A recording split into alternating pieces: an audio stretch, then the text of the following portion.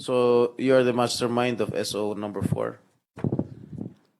I endorsed that to the sugar Yeah, board. you Mr. were the Chair. one who drafted Yes. SO number 4. Yes, So Mr. makatwid, Chair. ikaw ang mastermind. Anyway, before you drafted this sugar order number 4, you never consulted any stakeholders, am I right? We did, Mr. Chair. How long? On And when did you talk with the stakeholders concerned? And who among the stakeholders concerned did you discuss SO number 4? We met via online, Your Honor, and these are the following stakeholders that were in attendance, and they also wrote the recommendations by way of a written recommendation. Number one, CONFED. When was this? This was conducted online, Mr. Chair. When? July 29. July 29. Yes. Okay. CONFED sent a letter signed by Mr. Raymond Montinola. National Federation of Sugarcane Planters, signed by its president, Enrique Rojas. PANAIFED, signed by its president, Danilo Wait, Abilita. how many stakeholders are there in the sugar industry? There are 5 federations, Mr. Chair, 2 millers and 1 refiner. How many consult? Almost all of them, Mr. Chair. Yes. Mr. Chair, if we may, later after the good gentleman speaks on that, we ask also the stakeholders online. I saw Unifed head Lamata, and also that we can be clarified. Yes, it's not coming only from the Yes, voice of the yes, yes. gentleman. If they're virtually present. Maybe we can ask them if they were consulted. The gentleman can finish his question. Okay.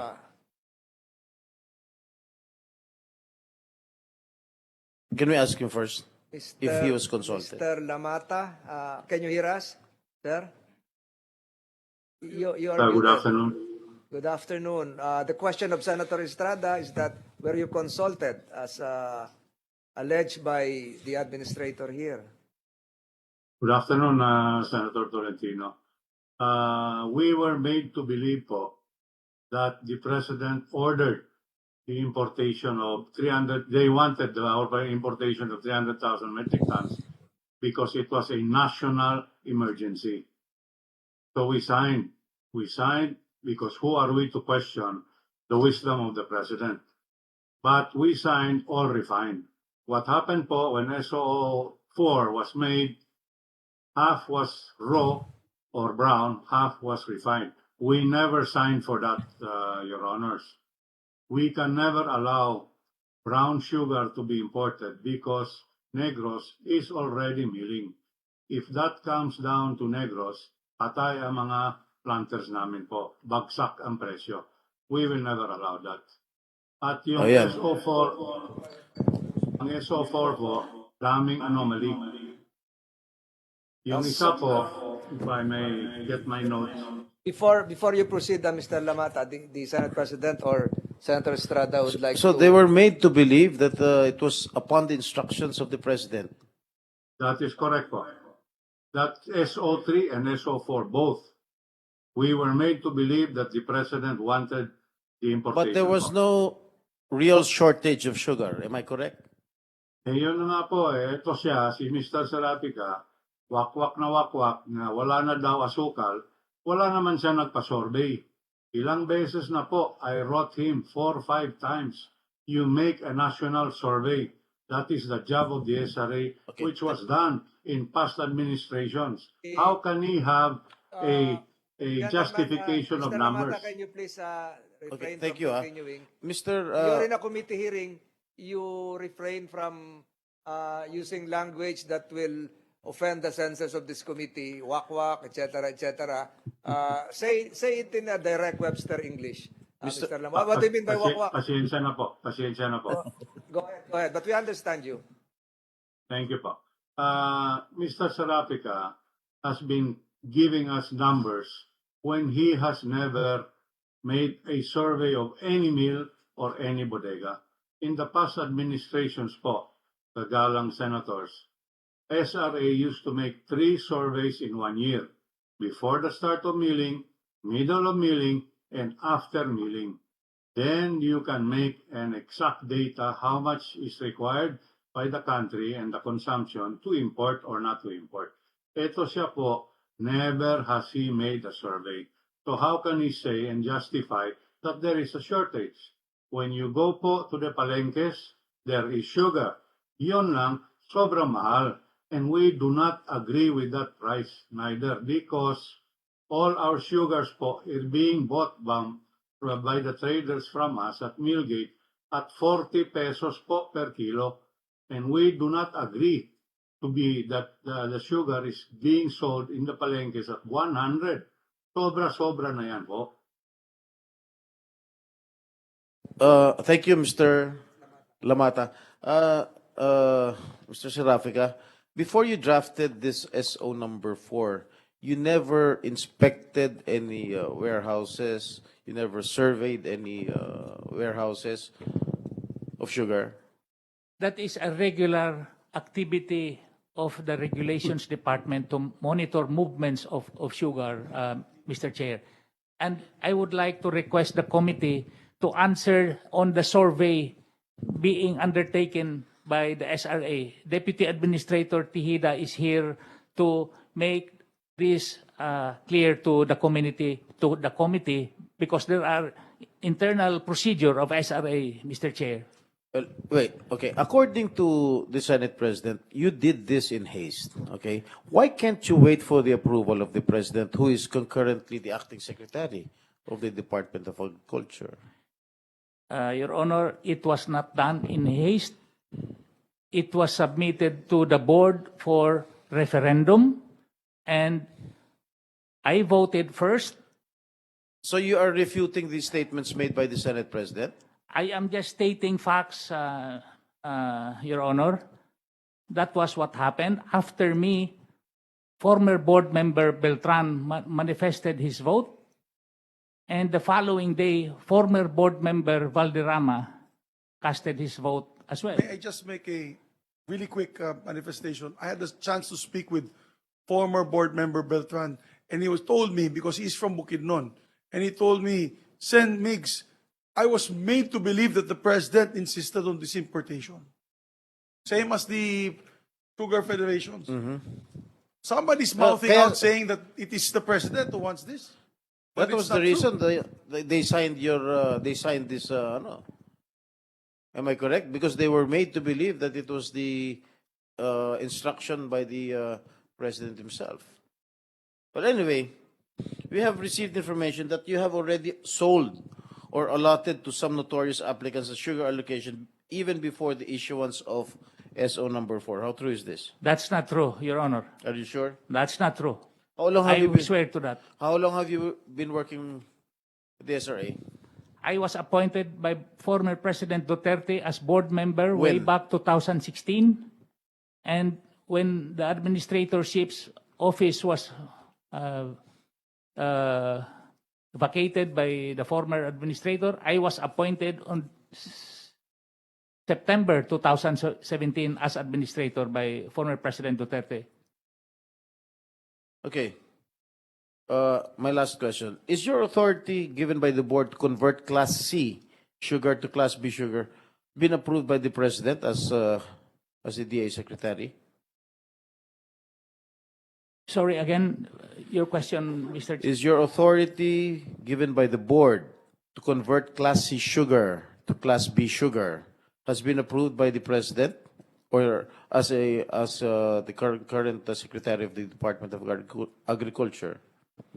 It was approved through the referendum, Your Honor. But by the President or by the Secretary of the DA? It was signed by the three of us. I am asking you, the President, did he give you authority? The President does not give me authority, Your Honor. Or has it been approved by the President? It is the majority of the members of the board that cast their vote. As the DA Secretary, has it been approved by the President? Is that question directed to me, Mr. That's Chair? Or directed to you. Ang tanong ni Senator Estrada, the President being the concurrent DA Secretary. Undersecretary Sebastian signed for that approval, Mr. Chair. Ang tinatanong ko po kung ang presidente bilang kalihim ng Department of Agriculture, kung inaprubahan ba niya yung pag-convert ng Class C sugar to Class B sugar. Napirmahan po ni Yusek Sebastian. So I would assume aprobado po yun ni Presidente. Ang tanong po ni Senator Estrada ganito, yung pagbibigay sa inyo ng kapangyarihan to act as the SRA board itself, you solely would be violative of Republic Act 10659, the SIDA law of 2015, and glaringly Section 4 of Executive Order number 18, referring to the corporate powers of the board. Because you cannot function as the entire board. You are just the administrator of the SRA. Yun siguro yung tinatanong ni Senator Estrada. Has this been validated through an action coming from the current DA Secretary? So wala. Wala po yun. Kahit anong pa ligoy-ligoy natin, wala po yun. First of all, ako, sabihin ko lang sa iyo, I have no doubt about you. Alam kong nag-research muna ako about you, and I found out na you have a very good track record, service track record. But since you are involved in this fiasco, you have to answer my questions. Is that all right with you? Yes, Your Honor. Now, based doon sa sinabi kanina ni Executive Secretary, lahat ng text mo sa kanya regarding na nagpapalo up ka about this, yung sugar order number 4, ay wala siyang sagot sa mga text mo. Is that true? That is correct, Your Honor. Okay. So wala siyang sagot. Now, sinabi niya na ang sagot mo daw sa kanya at saka si Serafica ay akala ninyo na okay na kay Presidente. Is it true? That's correct, Your Honor. That's correct. Ilang taon ka na bang Yusek dyan sa agriculture, Sir Sebastian? March to the present, Your Honor. So bago lang. Yes, Your Honor. Okay. So, alam mo, sa amin, no, sa pulis at sa military, maraming namamatay sa maling akala. Pag nag-assume ka nag-assume, ay talagang lives are at stake. Pwedeng mamamatay ka sa gira pag nag-assume ka na nag-assume. So, alam niyo yung ginawa niyong assumption is parang ako, kung ako ordinaryong tao, I cannot accept that reason. Na sabi niyo, napirmahan mo yung sugar order number 4 in behalf of the President or for and in behalf of the President being the Secretary of Agriculture, napirmahan mo yan dahil sa maling akala. Parang hindi ko matanggap-tanggap yung rason na yan. Meron pa bang mas malaking rason dyan? Aside sa maling akala. People are wondering, people are speculating na meron pang mas mabigat na rason siguro yan. Bakit mo pinirmahan? Hindi lang sa maling akala. Ako, I don't buy that justification. Forgive me for my frankness. Maling akala. I will not buy that explanation. Please give me more satisfying explanation. Senator Cayetano is recognized for his 5-minute Thank you. questioning. Thank you, Mr. Chair. And we will give up our reservation of the plenary next week so that you can continue there, given the interest on this issue. And given it's so important, I hope Yusek Sebastian and Administrator Serafica realizes hindi to simpleng bagay lang eh. I mean, hindi lang yung industriya ang nayugyug dito, no? Ang consumers natin, buong Pilipinas, no? Hirap na sa COVID, hirap na sa pagtaas ng presyo, tapos nabulaga dito sa asukal. So, first question lang, kasi I want to pursue the point na there seems to be a recurring theme that someone or some people gave the impression that the president wants this. Meron po bang board member o USEC na Marites ang pangalan sa SRA? Tess, anybody from SRA, USEC, Mr. Serafica? May I have your question again, Your Honor? Meron po bang board member o opisyalis na Marites sa inyo? Sa SRA, I do not know anyone of Marites na member ng board. Sa DA po, may USEC ba o ASEC na Marites? None, Your Honor. Bakit kumalat yung chismis na gusto to ng presidente? Sino ang Marites sa inyo? May we ask, Mr. President, I don't want to put the industry in hot water, no? But grabe na pinagdadaanan nila. Nasabi po nung presidente nila kanina, Mr. Chairman, na they were given the impression. Can I ask him lang, anong circumstance? When they were called, sinabi ba na gusto ni presidente to or what? Let's get to the bottom of that, because it's not only one or two people who have said here in this hearing na nagkakaroon ng impression na gusto ng presidente, kaya sumunod na lang yung iba. Are you referring that question to Mr. Serafica or Mr. to Mr. Lamata? Labata. Mr. Lamata, are you still there? Virtually? Yes po, Sir, Mr. Senator. You heard the question? You can reply. Yes po. Sir, how did you get that impression, sir? Well, we were told by SRA individuals, all our members, we were told that this is a national emergency because of the high prices on retail. We are there. The president therefore ordered that 300,000 metric tons should be imported to the country ASAP without further ado. And who are we to question the wisdom of the president? So we signed, and we send in our resolution that we are agreeable for 300,000 refined. What came out in the SO4, Mr. Senator, kakalahati, 150 raw, 150 refined. Yung raw po, it will come on November and we are already milling. Patay yung industry yan, Mr. Senator. Sinong kikinabang dyan? 3 or 4 lang na may mga refineries. Sila lang po ang kikinabang dyan. Patay ang buong planters and the consumers will still be problematic. So, mali sir, yun. So, sir, when you said people from SRA, this is more than one person, no? Yes po. Kasi pinakalat nila sa lahat na these are orders of the president. So Yes. yun po, yung SO3 and SO4, the same. Orders of the president daw. Do you recall one or two of the highest position who said the same thing? For example, sir, did Administrator Serafica, was he one of those o hindi po? Yes po. Kasi he talks to his friendly federations. Nag-uusap-usap sila.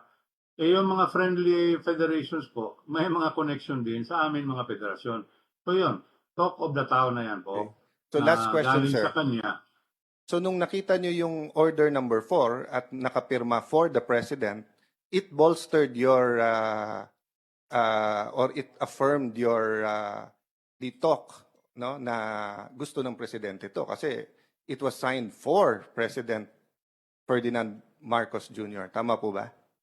Tama po, sir. Tama po. But Okay. we were shocked to believe Yes. na illegal pala. Yes. So going back, Administrator, have you been telling people na gusto ng presidente to? I'm sorry, Your Honor, I never said those. What we discussed during the stakeholders meeting were numbers, were data coming from the SRA. Okay. And the shortfall of Yes. the raw and refined sugar. Sige po. That's Thank why you. I'm giving a chance to answer that. But if we go deeper, marami naman taong involved dito. As the Senate President said, isang SRA member mismo Yun din ang sinabi, that he was given the impression, no? So before I go back to the signature, kanina po sir sabi nyo, kaya tinanggal yung performance bond para to lessen the burden on the consumers.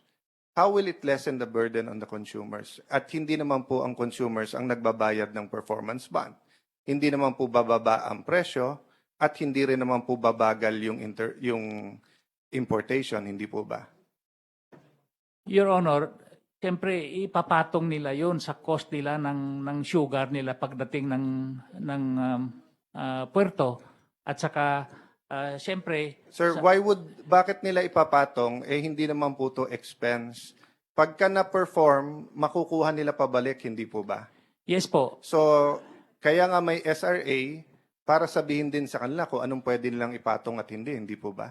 Binabantayan nyo rin po yung presyo, hindi po ba? Is that correct? We just monitor prices, Your Honor. Yes, but part of monitoring, it is not a passive monitoring. No, it's like in the Bible when you say you wait on the Lord. You wait on Jesus. That's hupomeno. Diba? That's actively waiting for them. When you monitor, it's not just for the sake to say, oy, 80 pesos na pala, 90 pesos. It's also para mag-comment kayo kung unjustified yung taas ng presyo, hindi po ba? Tama po, So, Your Honor. meaning there is no reason to remove the performance ban because it should not have been added to the price anyway. Kung sasabihin nyo, sir, may tinanggal kayong tax, may tinanggal kayong fee, may tinanggal kayong, let's say, kailangan ilagay sa warehouse yan ng isang araw, di ba? Yung mga yan, mababawasan talaga presyo. Pero ang performance ban, pag tinanggal mo, wala dapat epekto sa presyo yan. More often than not, in this case, that retail prices are already very high, Your Honor. We anticipate that the traders will really take advantage of the situation, Your Honor. Well, let's leave it there, no? Because we can all give our reasons, but this is the first time I heard na ang performance bad would add a cost, no? So next, sir, ang sabi po sa inyo, May we dinelegate remind, sa inyo ng Senator board. Cayetano that yes. Senator Coco Pimentel is Sige po. I'll waiting close with likewise. this. I and apologize to my we'll have colleague. a plenary. Sige po. Go ahead, sir. Go ahead. Sabi niyo po, kaya dinelegate sa inyo ang reclassification kasi kailangan mabilis kumilos. Tama po ba? Tama po. Okay. 3 araw lang naman kumilos yung board eh. So, gaano kabilis pa gusto nung board kumilos ka? 1 minuto, 5 minuto?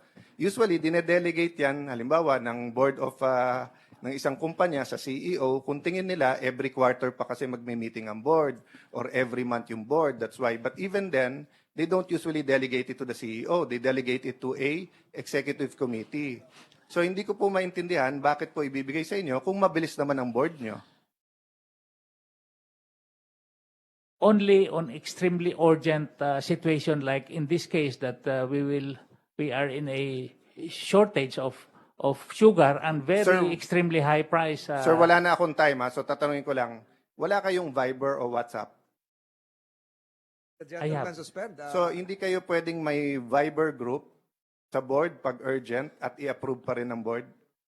So, anyway, I'll leave it there, Mr. Chair, because nga we have 2 colleagues na nandito pa, but Yes. may also reserve some time later on, and we'll look deeper into it. My concern, Mr. Chair, is that we have hundreds of GOCCs, and they are watching this.